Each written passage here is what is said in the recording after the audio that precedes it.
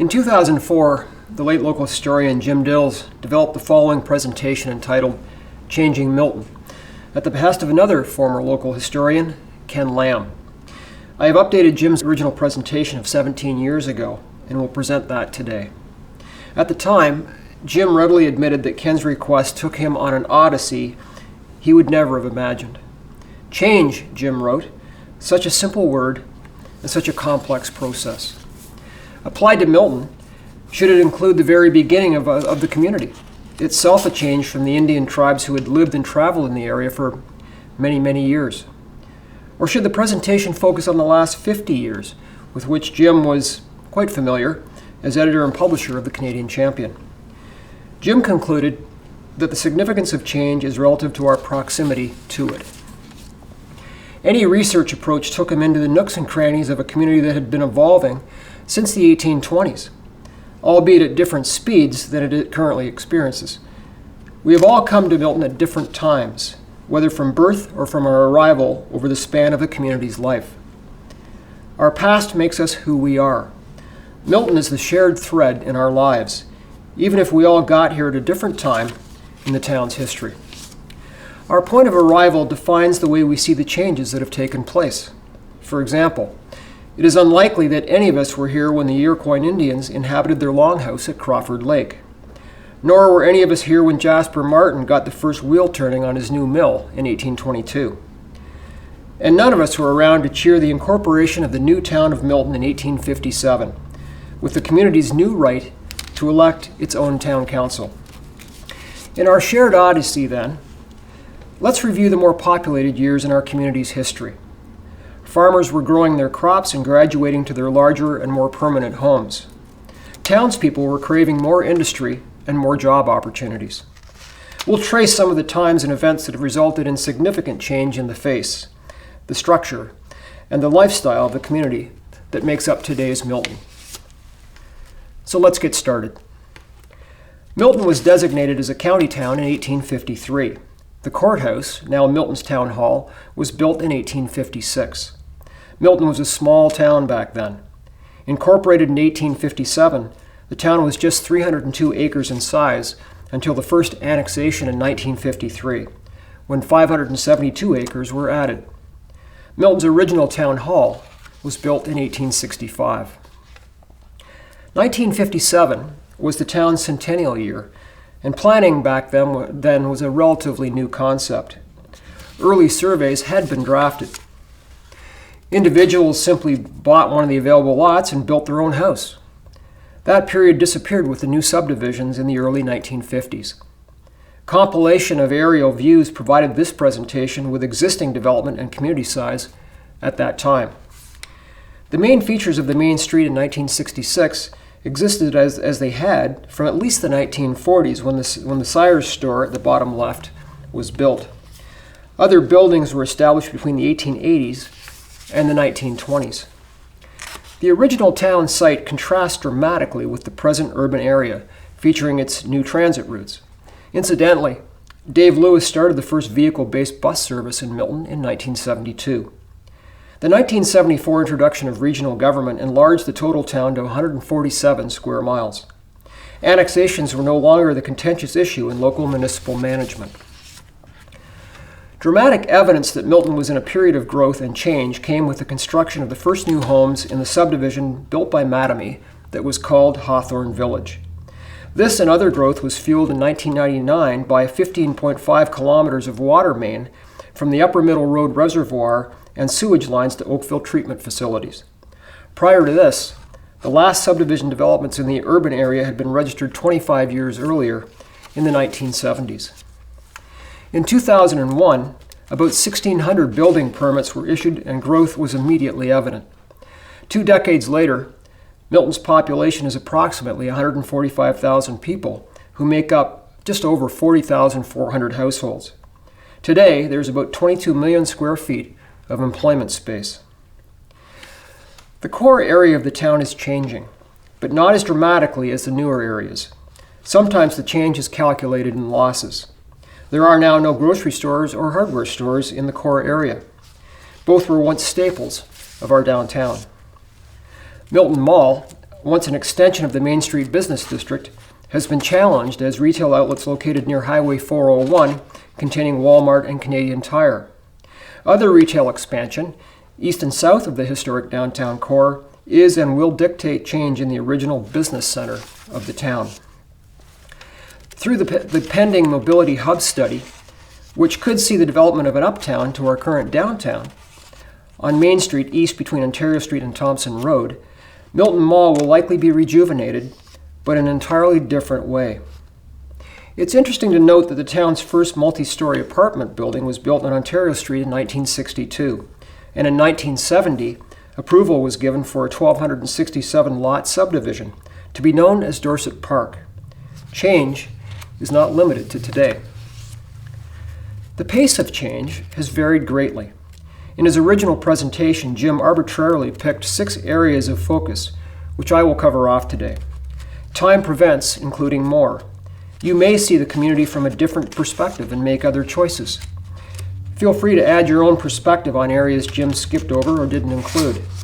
So now, let's take a look at transportation, communications, construction, environment, industry, and society. Hearing of the continuing changes with Milton Transit Service, frankly, is not new. Getting around Milton has always been a challenge.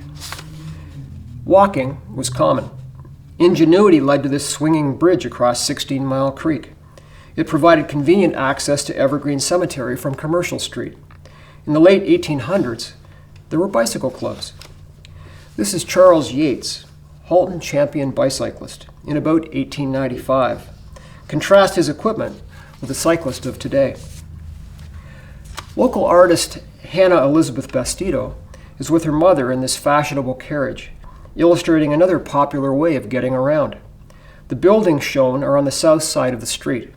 One of them is Les Fleurs Kathleen. The horse was the key transportation ingredient for social functions too. The milkman was just one of the local suppliers who delivered to the house.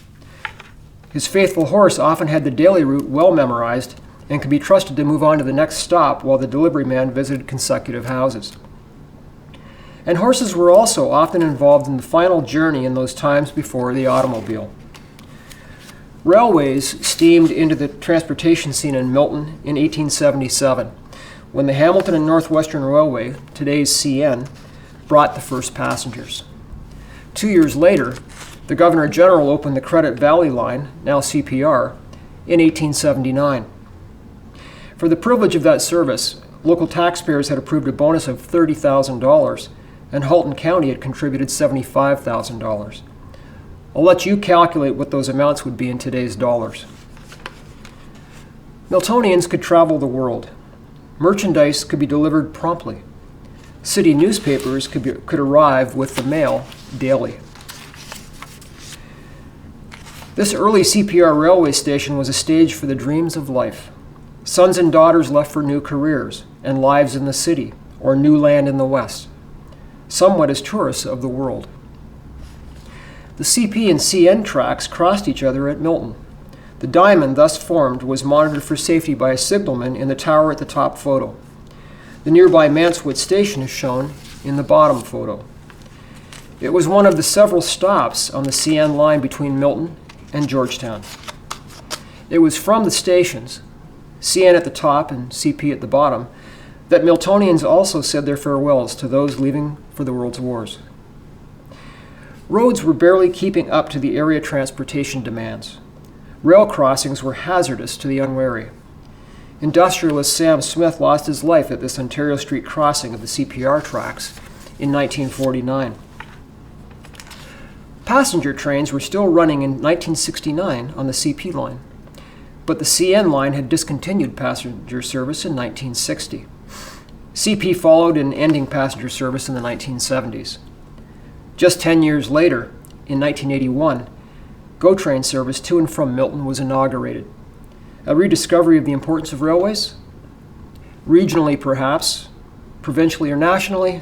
At this writing, not so much. Local businessman Robert W. Fox took his family and friends for a ride in the early automobile in 1912.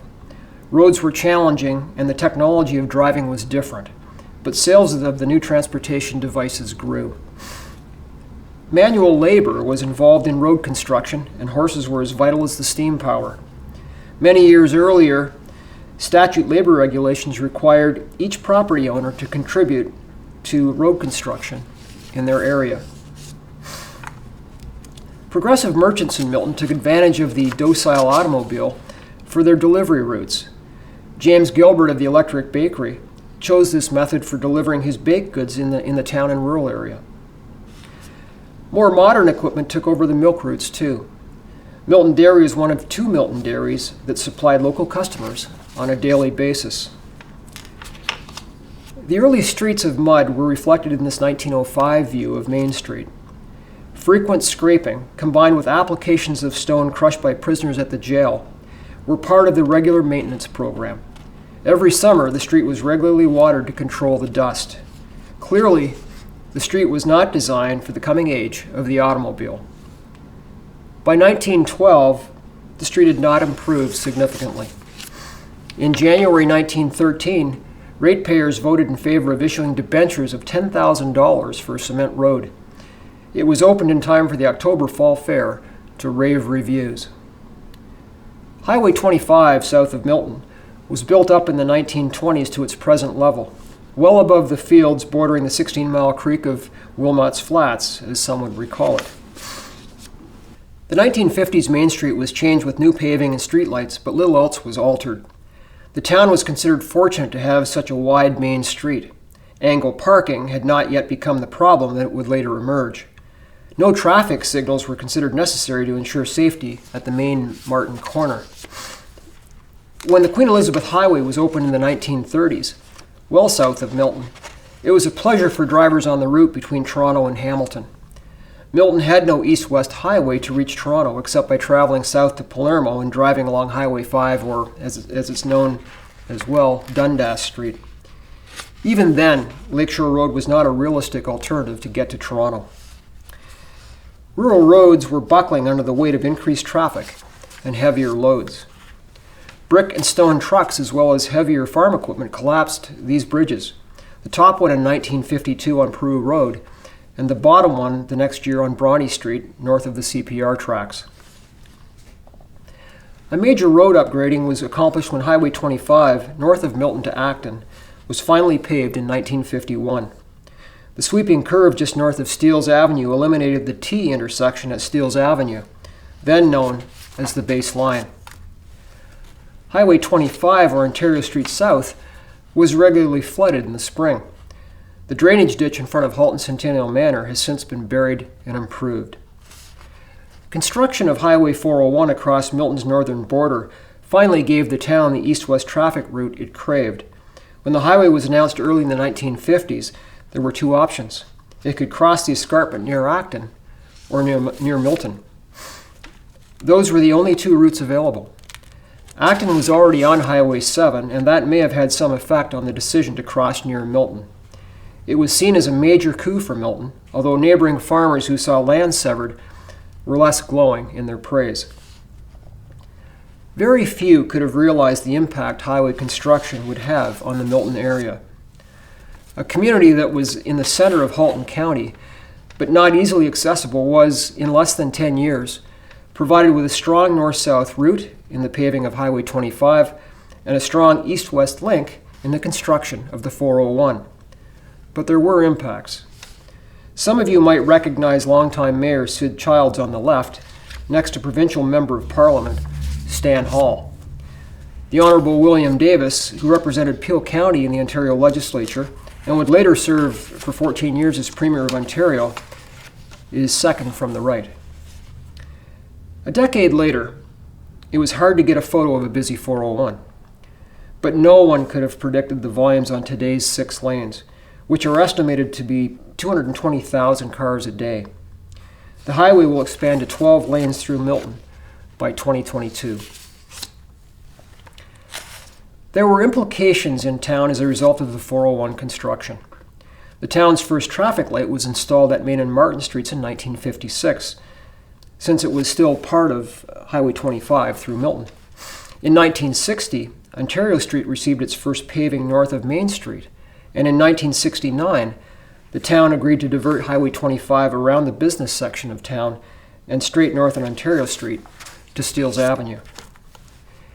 In 1982, the $5.3 million railway underpass on Ontario Street was opened, just 20 years after first paving that section of road. Interestingly, by 1999, the sod was turned for the west extension of Highway 407 that provided even greater east-west service to the Milton area. And with all the avenues of transportation, people are still getting up earlier to reach a city destination and spending less family time than they did just 25 years earlier. But we certainly stay in touch. With today's cell phones, internet, instant messaging, websites, and news every minute on the minute, we do stay in touch. Contrast that with the community of Milton in 1865, when the Fenian raiders were attacking our U.S. border, and danger was imminent for those from this area who had been called to serve.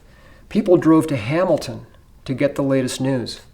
It wasn't until 1866 that the first telegraph office opened in Milton. Letters were essential through the early generations. Originally, mail was delivered along Highway 5 and brought north. Milton's first post office opened here in 1836 with George Brown as postmaster. Until 1914, the post office was located in a store. In 1914, the cornerstone for Milton's first purpose-built post office at the corner of Main and Martin Streets was laid by local MP David Henderson. Local contractor Samuel Henson built the $21,000 building. In 1967, letter carriers were introduced, and the daily check for mail at the post office was no longer an essential ritual. In 1980, a new post office was opened on Brown Street, which cost $900,000. It closed in 2012 and was demolished in 2019. The land, which once housed the town's first indoor skating rink, was purchased back from the federal government by the town for likely use as a future park. While letter carrier service was never provided to new development in Milton after 2001, it was gradually removed from the rest of urban and much of rural Milton beginning in 2014. Milton's first newspaper was the Halton Journal. It reflected the reform or liberal principles of MP John White, who had invested in it with friend Samuel Clark soon after White lost an election to his Oakville opponent. The paper was also an early agitator for Milton's incorporation.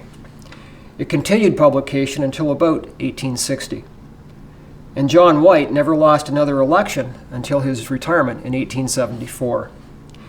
The Canadian Champion arrived in 1862 under publisher James Campbell and continues under the ownership of the Toronto Star's Metroland division. Along the way, there have been a half a dozen other papers, nearly all of them with political origins. Telephone service in Milton began with an exchange at Higginbottom's drugstore in 1893. It was 15 years later, 1909, before there was a continuous service. The exchange was moved to a separate building in 1928, which is now part of 164 Main Street East. The cell phones of today have considerably more sophisticated connections than the early phones staffed by operators. Milton was converted to dial telephones in 1955, when the old blocks were removed. Miltonians woke up the next day without the familiar number please that had connected them to operators for more than half a century. In 1975, toll-free calling was introduced from Milton to Acton. It had previously been extended to Oakville, Burlington, and Georgetown. Today, toll-free calling includes Toronto, perhaps another harbinger of how the town has become more Toronto-centered.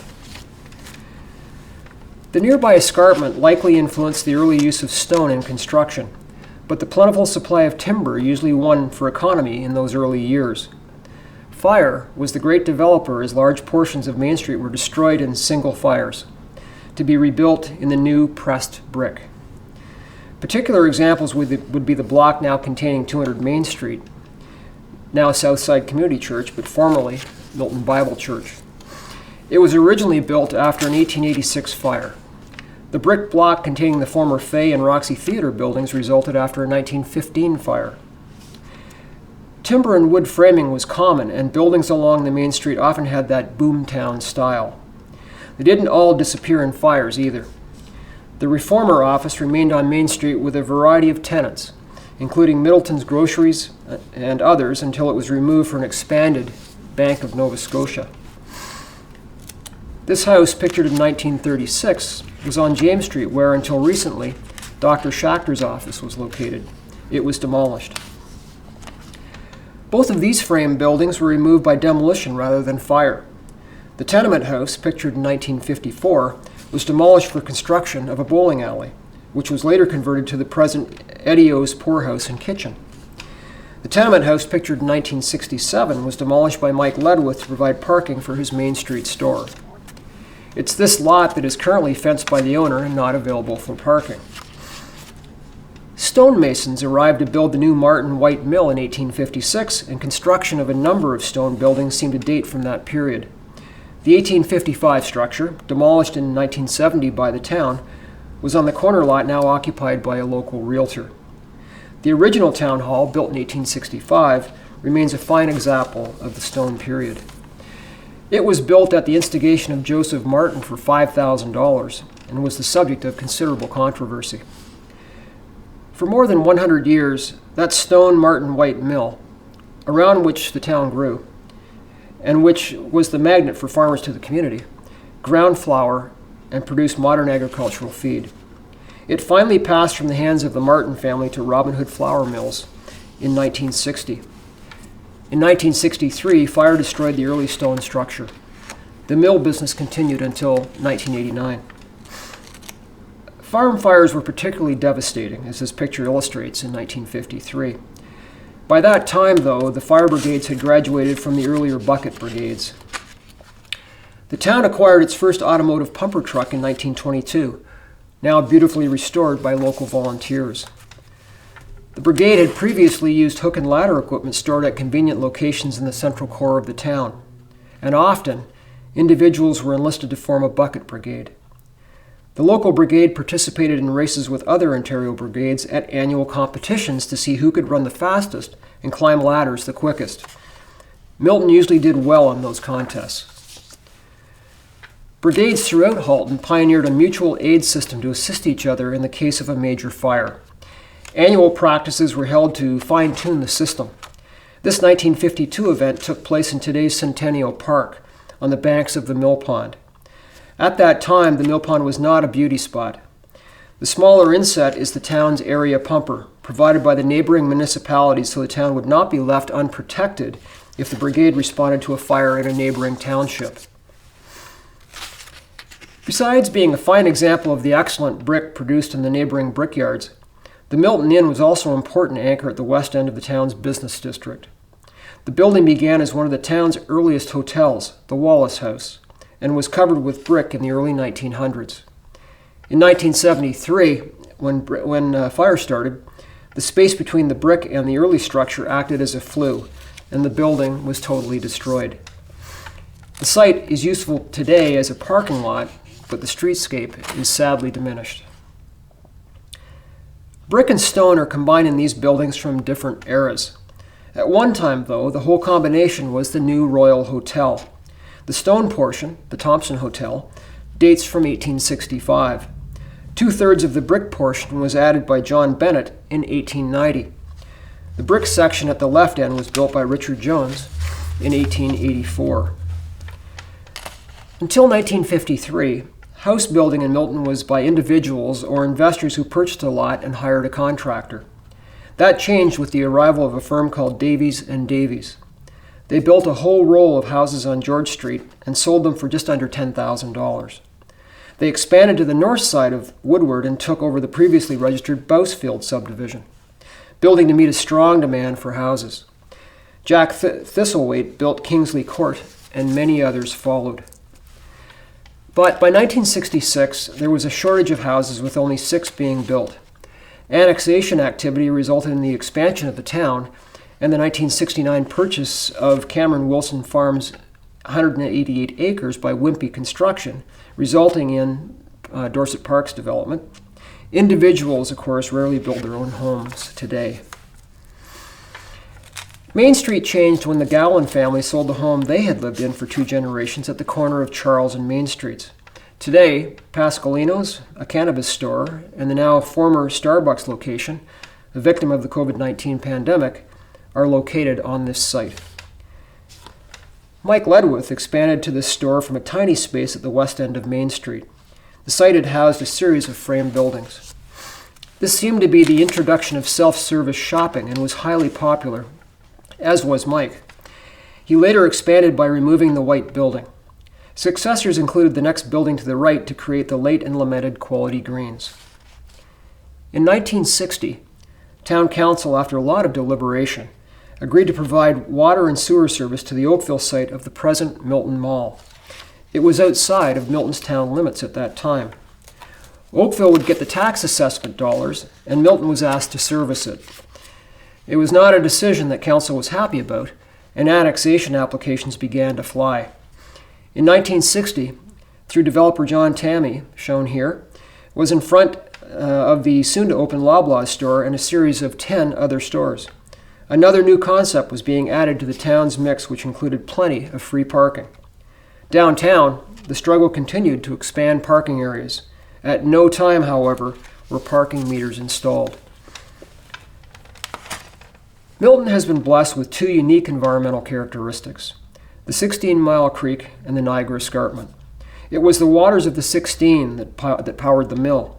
It was from the water resources of the escarpment that the town was able to develop Halton County's first municipal water supply. And at an earlier time, extractive industries involving lime for mortar production and clay for brick making provided employment when employment opportunities were scarce. The rugged features of the escarpment provided a sharp contrast with the surrounding farms in the pre-Kelso Lake period. The first surveyors referred to the existence of the escarpment in their notes, and today it still commands attention. An 1886 downtown fire destroyed a major block of frame buildings. Thoughts turned to a municipal water supply, and in 1888, the $20,000 waterworks system, the first in Halton County, was turned on. The source of the water was the mountain or escarpment. In 1948, one of the servicing lines broke and created this winter wonderland-like setting for young Brad Clements and his sister Jane. The 16-Mile Creek was the water artery through the community that powered the founding mill. It probably also provided an essential service in the establishment of Main Street Tannery. However, it could threaten with its force after a spring breakup of the ice. The stream's less appealing uses were recorded in 1872.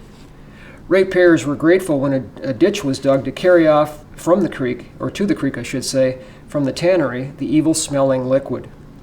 In the 1950s, it was not uncommon to see the stream running red as a result of a spill from the lagoons at the P.O. Robertson plant. And Jim wrote that he can assure all of us that reaction from Robertson officials, well, they weren't particularly grateful to receive his calls when he was editor of the Canadian Champion to talk about what was going on in the 16-Mile Creek. In 1949, when the town's sewage treatment plant was built, the 16-Mile Creek was critical, as it still is, for carrying treated effluent. And the P.L. Robertson lagoons are now gone, and the area cleaned up at great expense to the Robertson Company under the supervision of Ontario Ministry of Environment. The picturesque mill pond was created in 1856 as a reservoir to drive mill machinery on demand, but it has provided hours of pleasure to boaters, picnickers, hunters, and fishermen. Adjacent Livingstone Park was a destination in the early 1900s for picnic groups brought by train from Toronto and Guelph. Early conservation efforts had a naturalness about them. Members of the Halton County Council Conservation Committee decided to import beavers to build some dams and preserve water. The experiment was fine until the non-compliant beavers built in the wrong place, flooded this squeezing road south of Speyside, and cost the county some serious money to raise the road after removing the beaver dam. George Curry, George Leslie, and Jack Elliott, the county's conservation committee, sheepishly took the blame. Hurricane Hazel did not do a lot of local damage, but Jim wrote that he could attest to the volume of water he had to bail out of his basement, located well above the stream level. But the hurricane did indicate the need for controlling actions. In the subsequent 50 years in Halton, there have been dramatic changes in water control. In 1957, the 16 Mile Creek Conservation Authority was born in the wake of Hurricane Hazel. A 12 Mile Creek Authority was also established, and later they merged to form today's Conservation Halton. Here are some conservation officials: Bob Marshall, Alan Day, Carl Martin, and Wilfred Bird. In 1961, the authority awarded a contract of $225,000 to build Kelso Dam. The Alexander Farm was partially flooded, and in 1962, the lake we know today was created. It's seen in the bottom left inset from overlooking the escarpment. Hilton Falls was a picturesque spot in the 1950s when Jim first photographed it and got a fine dose of poison ivy in the process. By 1971, the contract had been awarded to construct the Hilton Falls Dam, and at the same time opened to public view a piece of area history. Scotch Block Dam officially opened in 1971. The Conservation Authority also added Crawford Lake in 1968 and opened the Mountsburg Dam. In 1972, it purchased an additional 112 acres at Rattlesnake Point.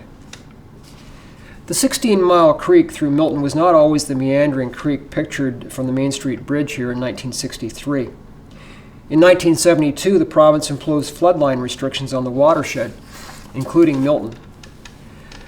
Milton Council approved the first phase of channelization seen in the left picture. The low-lying nature of Milton's downtown area has resulted in severe restrictions on construction deemed to be in the floodplain. Evidence of those restrictions can be seen from the height of the wall required on the stream side of Martindale Gardens, a legacy from Hurricane Hazel, despite all the new dams constructed since. Updated flood plan mapping and other studies are currently underway to confirm the width and breadth of development restrictions in downtown Milton. A byproduct of all the conservation activity is the recreation component. Kelso Lake in the summer is augmented by the ski slope activity on the side of the escarpment in winter. The new access for skiers was under construction in the lower photo in 2003 and is now completed.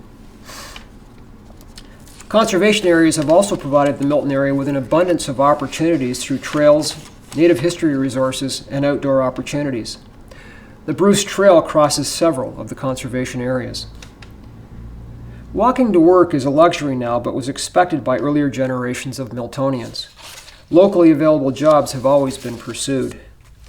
The arrival of new industry in town was loudly applauded, and still is, since it not only adds tax dollars to the local economy, but also provides opportunity for local people to work close to home. In the earliest times of an agricultural economy, there was no such problem. The work was outside the door. As the urban population of Milton grew, the need for manufacturing jobs grew. Agriculture was certainly the area's primary early industry. Skilled plowmen were judged at local plowing matches as skills in agriculture were enhanced. Here, George Wilson of Esqueezing is behind the plow, and behind him is his brother Jim. They're being coached or judged by Thomas Chisholm of Hornby in a very basic but challenging agricultural skill. This 1856 stone mill was the successor to the first mill, which burned in 1855. When Jasper Martin built his first mill in the 1822 period, it was particularly important to the agricultural industry of the area. The mill was a magnet for the farm trade that supported the business development of the town of Milton. Agriculture was an industry, and it was also a community building ingredient. This barn was being built by the carpenter Wilmots in 1895. There would have been dozens of helpers drawn from nearby farms for the barn-raising bees. Milton Fall Fair brought agriculture and urban residents together. Farmers displayed their products, and local craftsmen their furniture or newly developed farm implements and wagons. Ladies displayed their skills in fancy work, preserves, and baking. The first fair was held in 1853, even before the town was incorporated. The 166th fair was held in 2019, reflecting changing programs, products, and skills. Early industry included the work of many craftsmen. The earliest were generally related to agriculture. The Waldy blacksmiths seen here, the ashery, the planing mill, the sawmill, the foundry developed on Commercial Street in 1855 to produce farm equipment, the creamery, and cheese factory were all spawned by the dominance of agriculture.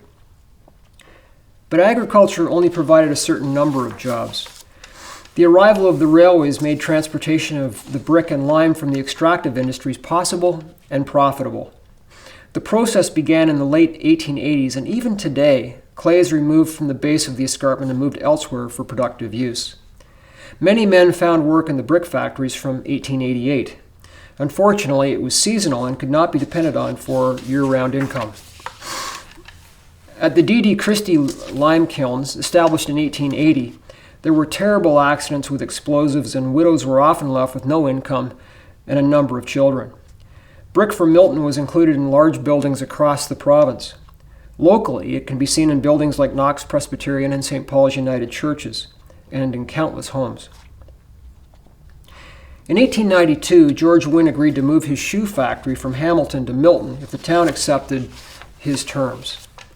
A loan, with certain conditions, was approved by Milton voters, and the factory was built on Main Street. Today, you might recognize it as the Tie House. This was the town's first industrial bonus, but earlier ones had attracted the railways. Just to the left of this 1909 postcard, you can see the early livery stable.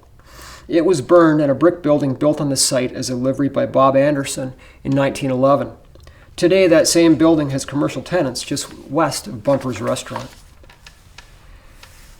P.L. Robertson, inventor of the square-headed recessed screw head and driver, opened his factory in Milton in 1908. He also came with the advantage of municipal inducements, as did a less successful contemporary, the Wilmot Farm Machinery Company, which located off Court Street, north of the CPR station. One of the things municipal officials promised PL was that the town would build a walk from the adjacent CNR station to the plant. You will note that a number of years later, Bronte Street was still barely a dirt track. PL provided the majority of manufacturing jobs in Milton until the 1960s. By 1963, P.L. Robertson Manufacturing Co. had been through 2 world wars, a depression, and booming times.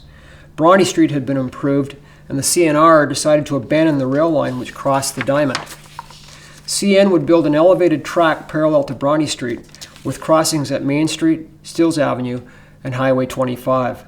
It would connect with the original track just west of Ontario Street. With the rerouting of the tracks and the earlier abandonment of passenger service, the station was closed. The station took on new life as an information center in Chris Hadfield Park in 1975. The Canadian Carpet Company came to Milton in 1900. They were also attracted from Port Hope with a bonus, although with more difficulty. During deliberations here, the plant burned in Port Hope. That municipality was not anxious to lose the company and objected to the required provincial bill in the legislature that would approve the terms of the move to Milton.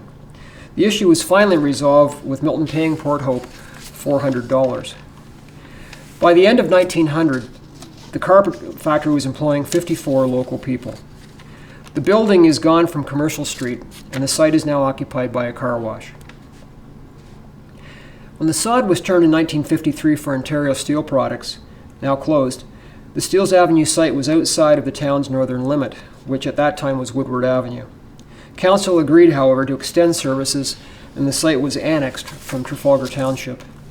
It was the first change in the town's boundaries in nearly 100 years. It was also the first major new employer for Milton in decades. Town services to the new plant were extended north on Martin Street. In the following years, there were many more industries attracted to Milton, too numerous to detail here. Canadian Meter came in 1954. On a sadder note, the industrial Black Friday for Milton came with the 1959 cancellation of the Avro Aero.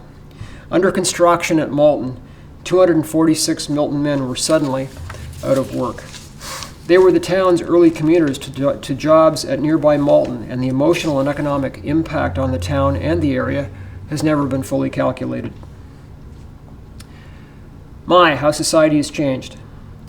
That 1953 polio epidemic focused us on just one of the difficult diseases beaten over the subsequent years.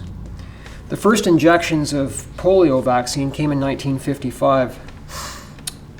A year after the global coronavirus pandemic in 2020, we are just now getting our vaccines in Canada. This presentation was videotaped because it isn't safe for you to join me here in the carriage room at Milton Historical Society to hear it live. Times change, but the news never does. In the 1870s, there were trials for libel, wife-beating, rape, robbery, counterfeiting, abuse of children, illegal hunting, seduction, bigamy, and resisting arrest. In 1895, a woman died because of a botched abortion. She was 46 and left a family of 11 children. Too often, women died in childbirth. In 1913, 2 men were observed skating on Milton Mill Pond on a Sunday, and a constable was sent to warn them off and stop this desecration of the Sabbath. The town's first public hospital was opened in 1959, only to be expanded in 1967. The new Sunshine School for Children with Intellectual Disabilities was opened in 1962. That same year, nib pens were replaced by ballpoints at the Milton Post Office. In 1965, the 40-cent hot meals were popular at the Milton District High School cafeteria. In 1967, the first fireworks display was organized over the mill pond by the Parks Board. And in 1971, the first crosswalk on Ontario Street North was installed. That year, the Eaton's catalog office in Milton closed, and voters rejected fluoride in their drinking water. The county jail was part of the county courthouse, which is now the new town hall. From this building went the 3 prisoners who were hanged for murder after trials here. With nowhere else to go, some of the elderly were committed to jail and died there. In the jail yard that we know today for the beauty developed by Milton Horticultural Society, lashes were being administered to prisoners in 1889. In 1919, the Gordon Home opened in Milton to care for the youngsters who were orphaned or whose parents simply could not afford to provide for them. Those who have spoken of it found it to be a home of compassion, staffed by concerned adults. It was operated by the Children's Aid Society of Halton in cooperation with Peel County. The House of Refuge for Peel and Halton adults was located in Brampton until Halton Manor opened in 1952.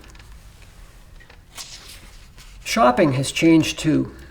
Carroll's was once a well-known name on Milton's Main Street and the main streets of dozens of other communities. In 1953, the local store was designated a friendly store, and each of the staff members is proudly displaying their silver dollar that accompanied the award. Milk came in bottles for a long period of time, and even the style of caps changed from the kind that fitted tightly in the neck of the bottle to the wrap-over that protected the lip of the bottle. The auditorium on the second floor of the main street at Old Town Hall was a social center and the location for special concerts or events from its construction in 1865 until hall renovations in 1966, 100 years later. Pauline Johnson was just one of the many entertainers who provided special evenings in the town hall. Politicians were also performers there, with nomination meetings sometimes being raucous events. At post-Confederation meetings, the hastily erected plank platform collapsed 3 times and was re-erected 3 times to complete the meetings. A Rotary Halloween party is pictured. At fall fairs, they didn't have horse races, they had trials of speed. In 1961, town voters approved Sunday sport. In 1963, Mohawk Raceway opened, and the Jockey Club brought horse racing to Nassagoya Township on Milton's doorstep. Halton Manor opened in 1953, and Halton residents in the Halton Peel House of Refuge at Brampton were transferred to the Milton site.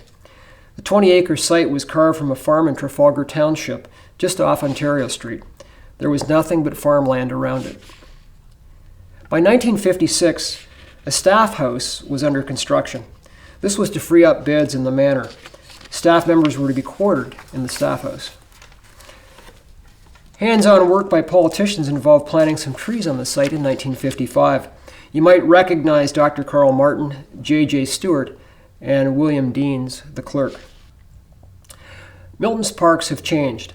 The county-owned Victoria Park contained the early bandstand, tennis courts, and space for other games. Picnics, band concerts, picture shows, and patriotic celebrations were also held in the park. The county had allowed the town to erect the bandstand in about 1909. Prisoners from the jail were often kept busy cutting the grass. Today's Victoria Park reflects the town's development of the Victorian theme. The The bandstand, which is there now, began its life at Halton Manor. When it was not needed there, the town purchased it, built the foundation with electric services underneath, and re-erected the upper portion. Victoria Park came to town ownership in 1982 with the purchase of the former county buildings, which are now Town Hall. In 1952, the Rotary Club of Milton, realizing the town did not at that time own a park, purchased 7 acres from Dr. Carl Martin. Development of the park was a formidable challenge for the club, and the proceeds from the annual peanut selling program never seemed to be enough. 2 of the early club visionaries, Gordon Gowland and Bob Reed, are shown.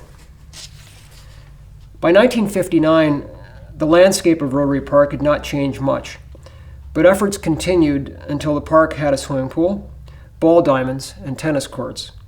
It was given to the town in 1966. Politics were always a part of society in Milton, as elsewhere. When local lawyer Ken Dick ran for the Liberal Party in the late 1950s, Lester Pearson came to town to attend a coffee party at his daughter's home in support of the local candidate. Pearson had time to visit the local barber shop of Jack Mountain at the corner of Bell and Main Streets for a touch-up and a welcome photo op for the local paper. Wars intruded on the lives of Miltonians, too.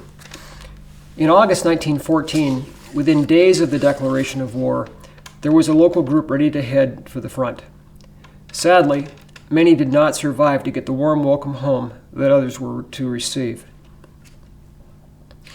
The same was true in World War II, and 25 times the sad news arrived by telegram for the local family. Roger Galbraith's family was just one that got the difficult news. In preparing this presentation, Jim came to the conclusion that, unlike Shakespeare's observation about the 7 stages of man, there are really only 2 stages of life in Milton. They're called striving and longing. The striving period is when we want more industry, more people, more transit, and more convenience. The longing period comes when we wish everything would slow down and we could catch our breath. And sometimes we find briefly that stage of satisfaction, which we all look for in our memory as the ideal. May you find satisfaction in your Milton, even as all about you changes. Remember, you're not the first generation, and you certainly won't be the last generation to have the experience of change. Thank you.